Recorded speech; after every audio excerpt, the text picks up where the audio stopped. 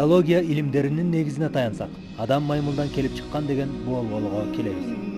А бирок бүткүл дүйнөгө таанымал палеонтолог Франц Вейденрейх өткөн кылымдын ортосунда адам тарыхындагы айран таң калтырган жаңылыкты айтып чыккан. Анда адам баласы башынан эле акыл эске ээ болуп жаралган жана ал байыркы алп адамдардын тукуму деген гипотезага такаган. Илимдин сөзү менен айтканда, адам гигантопитек тукумунан тараган. Бул гипотезага ишенүү кыйын, бирок аны ырастаган миңдеген далилдер аны жактоого мисал болуп бере алат. Мисалы археологиядагы табылгалар, Библия жазмаларында жана башка. Айтсак, Муса пайгамбар еврейлерди Палестинага жетектеп келгенде, алар алгач кимди көрүшкөн? Байыркы жазууларда бул туурасында көптөгөн мисалдар келтирилген. Анда Муса пайгамбардын жер чалууга жөнөткөн адамдары: биз ал жерден Испалин уруусундагы Инактын урпактарын жолуктурдук. Биз ал адамдардын көзүнө чегирткедей көрүндүк деп айтышкан. Ал эми адамдын жаралуусу тууралуу мусулмандардын ыйык Куранында эмне маалыматтар жазылган?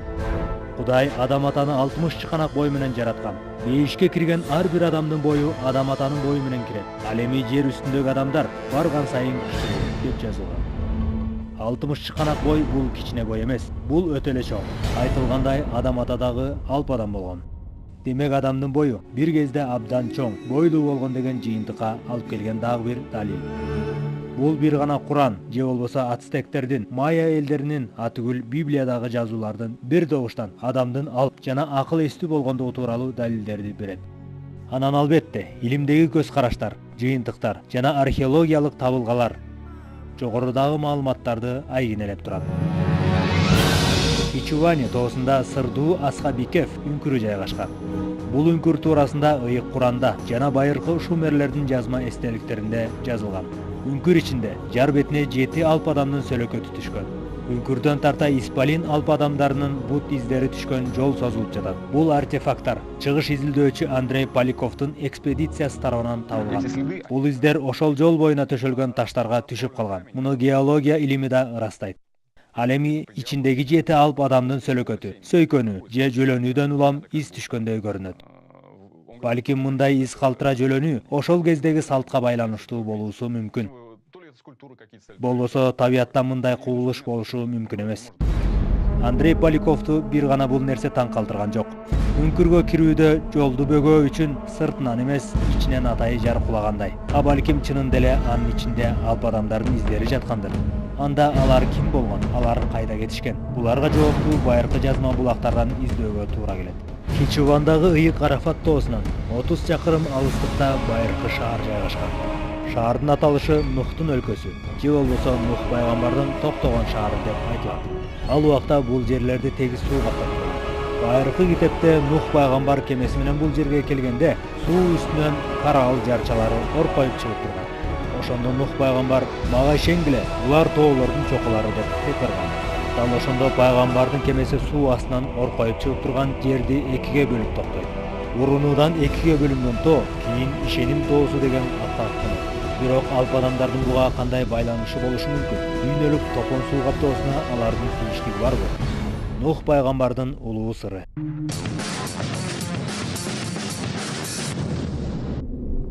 Австралиялык археолог, феномен жаратуучу, коллекцияларды чогулткан илимпоз Клаус Дона адаттан тышкары илимде жакшы изилденбеген табылгаларды жыйнап келет. Анын эң бир уникалдуу табылгасы катары алп адамдардын сөөктөрүн коллекция катары жыйнаганын айтсак болот. Сөөктөр бүтүн эмес, анын айрым бир бөлүгү болсо да, чыныгы алп жандыктын сөөгү экендиги көптөгөн илимпоздорду айран таң калтырып келет. Сөөктөрдүн көлөмү ал жашаган доору аныкталган. Биз бул сөөктөрдү Эквадордон таптык. Табылга адамдын манжа сөөгүнүн бир бөлүгү. Сөөктүн ээсинин бою 7 метр 60 сантиметр болгон.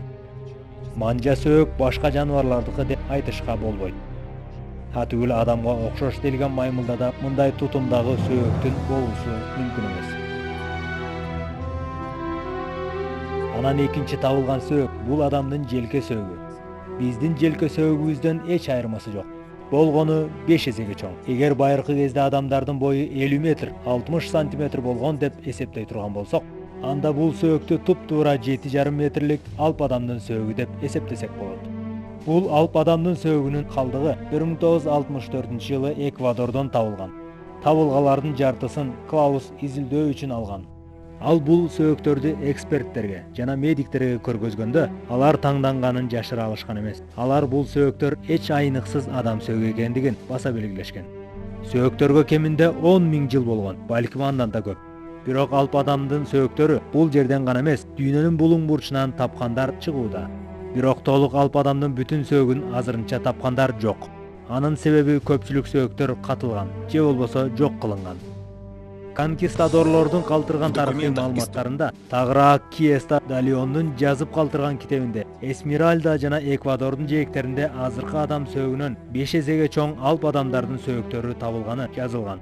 Мындан улам биздин эксперттик топ мындай сөөктөрдү изилдөө менен чынында да алп сөөктөрүнүн ээлери алп адамдарга таандык экендигин айтышууда. Ал эми Киеста да Леон дагы өз кезинде сөөктөр алп адамга таандык экендигин баса белгилеген. Бул чынында да таң калтырбай койбойт. Клаус Дона алп адамдын бүтүн сөөгү кайда экенин билет. Жакынкы аралыкта ал казуу иштерин жүргүзүп, испалин рассасындагы алп адамдардын болгондугун жарыялап, илимпоздорго далилдеп берүүгө болгон мүмкүнчүлүгүн жумшаарын айтып келет. Америкалык археолог Дэвид Чайлдерс божомолдорго жана анча иликтенбеген маалыматтарга таянып болсо да, бир кезде жашаган алп адамдардын чынында да болгондугуна ишенет. Ал байыркы цивилизациянын издерин изилдөө үчүн дүйнөнү кыдырып чыккан. Андыктан ал байыркы жазууларга олуттуу маани берип, тереңирээк изилдөө керек деп айтат. Тагыраак айтканда, алп адамдар жөнүндө айтылган окуяларга илимдин көз карашы менен кароо керек. Адамдын жаралуусу тууралуу жазылган байыркы китепте Кудайдын балдары жердеги адамдарга келгендиги жазылат. Алар аябай бойлуу болгон, же болбосо башка дүйнөнүн адамдары болгон. Көбүнчө алардын баштары сүйрүү, чоң болгону эскерилет. Библияда Кудайдын балдары жердеги адамдардын кыздарын көрүшөт. Кыздар аларга жаккан. Нифилим же болбосо Анунаки жердеги адамдардын кыздарын аялдыкка алышкан. Клаус Дона Боливиядан таң калаарлык табылганы тапкан. Казуулардан ал 2 метр 60 жана 2 метр 80 сантиметрлик бойго ээ болгон алп адамдардын сөөктөрүн тапкан.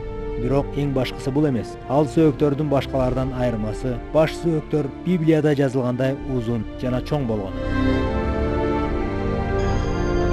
Эң башкысы алардын баш сөөгү узун, төбөсү сүйрүү болуп, Homo sapiens рассасына кирген. Биздикине салыштырмалуу 3 сызык менен 3 сөөк бириктирилгени көрүнүп турат. Бул азыркы бизче айтканда жумуртка баштуу адамдар болушкан. Сүйрүсүнөн келген баштын 3 чоң сөөктөн турганын куралсыз көз менен көрсө болот. Демек бул эч кандай неандерталец же кроманьонец атүгүл Homo sapiens деп айтууга да болбойт. Бул сөөктүн жашын тактоо абдан кызык болчудай. Ананда ДНК анализин алуу менен сөөктүн эси эмне болгон адам экендигин билмекчибиз. Сүйрүү баш сөөктөрдү археологдор дүйнөнүн көп бөлүгүнөн таап жатышат. Азия, Африка жана Түштүк Америкадан. Ананда ошол кезде жаш наристенин баш сөөгү жасалма жол менен сүйрүү кылышка аракет кылышкан деген божомолдор бар. Эң кызыктуу делген сүйрүү баш сөөк табылганы биз алгач Түштүк Америкага, Перуга барганда кезиктирдик. Икка шаарындагы Дева Мария байлыгы атындагы чакан музейдеги витринада коюлган бир нече экспонаттардын бири биздин көңүлүбүздү өзүнө бурду. Андагы баш сөөктөрдүн арасынан төбөсү сүйрүү болгон бир сөөк биздин баш сөөктү жасалма жол менен узарткан деген божомолдоолорубузга чекит койду. Илимпоздор жасалма жол менен баш сөөктү узартууга мүмкүн эместигин айтышат. Ал эми бул баш сөөктөр жөнөкөй адамдардыкынан 2 эсеге сүйрүү. А бул болсо жасалма жол менен баш сөөк узартылган деген божомолду четке кагат. Балким бул адамдар чынында да бизден чоң болгондугу үчүн ушундай баш сөөк формасына ээ болгондур. Азыркы учурда Клаус Донанын мындан 10-12 миң жыл илгери жер үстүндө таптакыр башка цивилизация болгон деген корутундуусуна анын көптөгөн жаңы табылгалары далил болуп бере алат. Бул жыйынтыкка келүү же болбосо жетишээрлик далил келтирүү артефакттарды табуу үчүн дүйнөнүн баардык жерлерин кыдырып чыгууга белсенген. Ал эми геологиянын негизине таянса, мындан 10-12 миң жыл илгери дүйнөлүк катаклизм же башкача айтканда дүйнөнү топон суу каптаган. Балким дал ушул топон суу каптоосу Библияда жазылган чыгар. Дэвид Чайлдерстин эсептөөсү боюнча байыркы мегалистик же адам тарыхындагы эң ийри курулуштар болгон пирамида жана байыркы сырдуу храмдар да 10-12 миң жылдыктарды багындырган. Демек анда бул курулуштар дүйнөнү топон суу каптаганга чейин эле болгон. Туура Испалин элдери жашаган кездерге туура келет. Ливандагы байыркы Бальбек шаары же түштүк Египет түздүгүндө жайгашкан Авидостогу Ассириондун комплексине окшогон зор курулуштар Египеттеги падышалар династиясына чейинки курулган курулуштардан дагы алдаганча мурда курулган. Бери дегенде эле 10 миң, болбосо андан да миңдеген жылдар мурдагы кездерге туура келет. Мындан тышкары Сфинкске 10 миңдей жыл болсо, Хеопстун пирамидасы баш болгон бир канча пирамидалар ошол доорго туура келет деген болжолдоолор бар. Ассириялыктардын кээ бир шаарлары жер ортолук деңиз алдында калган деген маалыматтар бар.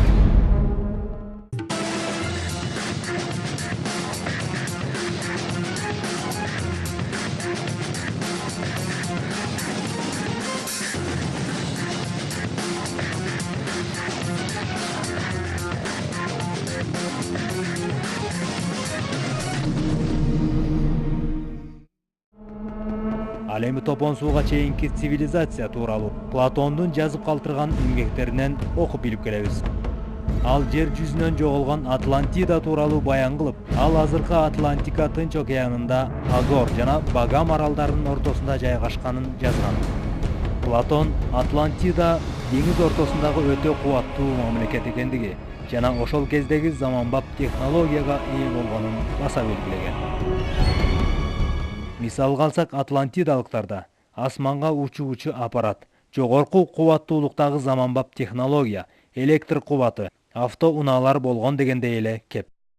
Атлантидада асманга учуучу Вайрикстер деген аппарат болгон. Булар аркыл көлөмдө жасалган. Айрымдары балык сымал болуп, терезелери капталда жайгашкан. Учуучу канаттары дээрлик болбогон учактар да болгон. Ал эми кээ бири тегерек диск түрүндө кездешсе, кээсинде канат болуп, азыркы учактарга салыштырмалуу кубаттуу болуп, канат күйлөп учкан. Жазма маалыматтарга караганда атлантидалыктар алп адамдар болушкан. Бойлорунун бийиктиги 5 метрге жеткен. Атлантидалыктардын доорунун аякы мезгилдеринде алар согушка чыгып, өзлөрүн кудай сезип, башка өлкөлөргө өз үстөмдүгүн жүргүзүшкөн. Акыры атлантидалыктарды күтүүсүз кырсык басып, суу алдында калды. Жердин огу өз тегинен жылып, дүйнөнүн булуң бурчунан жанар тоо атылып чыкты. Жер титирөө, анан өтө кубаттуу шамалдын толкуну жаралып, жээктеги өлкөлөрдү, материктерди талкалай баштады. Кыскасы дүйнөдө топон суу башталды. Антсе да жашоо үчүн күрөш болуп, кайрадан жаңы цивилизация доору келди. Өткөн доорлордогу окуялар бизге минтип жетип отурат. Кээ бир цивилизациялардын болгондугун суу астында калган курулуштардан билсе болот. Алар Атлантика Тынч океанынын астында. Анда биз чын эле атлантидалыктардын изин таап жатабызбы? Же бул жөн эле адашуубу? Палеонтолог Джо Тейлор, Техас штатындагы Крис Байтон музейинин куратору. Музей ташка айланган табылгаларды сактайт. Мында динозаврлардын сөөгүнөн тарта алп сөөктөрдүн жыйынтысы коюлган. Алгачкы алп сөөктү Джо 1958-жылы көргөн. Анда ал бирге окуган бала менен чогуу келген. Музей азырда Техас университетине таандык. Ал кезде бул жерде 12 фут же 12 таман бийиктиктеги адамдын сөөгү бар болчу. Жилик сөөктөр 3 таман узундукта эле. Бул экспозиция вандалдар тарабынан 60-жылдары талкаланып кеткен. Андан калган калдыктардын эмне болгону белгисиз. Акыркы кезде Джо жаңы табылган артефакттарды чогултууда. Бул жаатта ал бир канча ийгиликке жетишти. Ал дүйнөдө алп адамдар чынында болгон деген бүтүмгө келди. Алп адамдардын бою 3 метрден 10 метрге жеткен. Ал эми кээ бирлери 15, жада калса 18 метрге жеткендери болгон. Мен колумда алп адамдын кашка жилигинин үлгүсүн кармап турам. Анын кандай бойлуу болгонун көрүп турасыңарбы? А мына бул жерде анын тизеси болмок. Изилдөөчүлөрдүн айтуусунда гиганттык алп адамдар жана жаныбарлардын жашоосуна ал кезде жылуу климат мүмкүндүк түзүп берген деп болголошот. Балким башка гравитация же тартылуу күчү таасир эткен. Алар чынында эле болсо мындай чоң жана салмактуу болушкан. Тейлордун колундагы кашкажилик чыныгы эмес. Ал папье-маше же кагаздан жасалган макет. Джо Тейлор сүрөтчү, скульптор болгондуктан экспонаттардын көбү анын колунан жаралган. Бул экспонатты ал 50-жылдары Египетте жол салуу учурунда табылган сөөктүн көлөмү боюнча көчүрмөсүн жасап чыккан. Бул сөөк бөлүкчөлөрдүн биринин узундугу эле 127 сантиметр болгон. Мен сөөктөрдүн көчүрмөсүн алуу үчүн алардын чакыруусу менен бардым. Скелеттин көлөмү боюнча скульптуралык үлгү жасоого туура келди. Анан салыштыруу үчүн жанында кадимки адамдын сөөгүн да коюп койдум. Сиздер бул жерден бул байыркы адамдын бою кеминде 4,5 метр болгондугун көрөсүздөр. Имараттын шыбына чейинки аралык 2 метр 80 сантиметр. Көрүнүп тургандай анын бели дал имараттын шыбына туура келүүчүдөй. Анда чыныгы гигант алп адамдардын сөөктөрү кайда? Джо Тейлордун сөзүнө карасак, бул табылгалар казуу иштеринен кийин табылбай калат. Же музей экспонаттары катары сактоо жайынан жоголуп кетет. Мен Нью-Мексикода болгон кезимде 1930-жылдары казуудан табылган бир канча сөөктөрдү сураштырып, иликтөө жүргүзгөм. Сөөктөрдүн ээлери 3,5 метрлик бойго ээ болгон. Сөөктөр жоголду дегени менен кайсы бири өздүк музейлер тарабынан сатылып алынып, сактоодо турат деген кептер айтылып келет. А эгер сиз дагы тереңирээк Нью-Мехикодон ары Кловеске барсаңыз, 3 метрден 3,5 метрге жеткен алп адамдардын көмүлгөн жайларына туш болосуз. Ал жакта алп адамдардан калган сувенир сөөктөр арбын.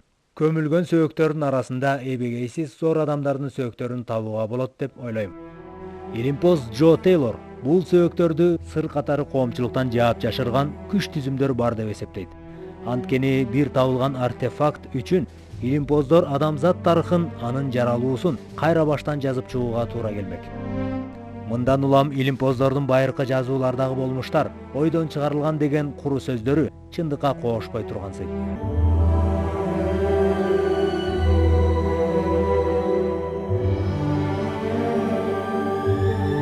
Которгон жана текстин окуган Токтосун Жакупов.